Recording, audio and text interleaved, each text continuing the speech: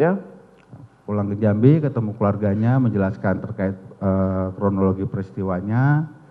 Terus saya juga menyampaikan di sini kalau ada berita viral yang negatif tentang Pak Hendra, peristiwanya tidak seperti itu, Yang Mulia.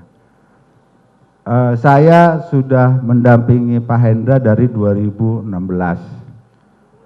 Pada saat di Jambi itu baru saya melihat Pak Hendra yang secara sopan menyampaikan ke pihak keluarga semuanya, menjelaskan.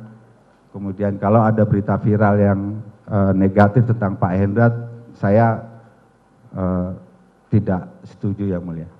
kenapa Itu, kalau memang itu beritanya saudara mengatakan saudara tidak setuju, kenapa itu harus dilakukan dengan cara membawa pasukan lengkap, kemudian menutup semua dan melarang untuk direkam segala macam? pada saat itu kan Pak Hendra bilangnya akan disampaikan kepada keluarga inti, Yang Mulia.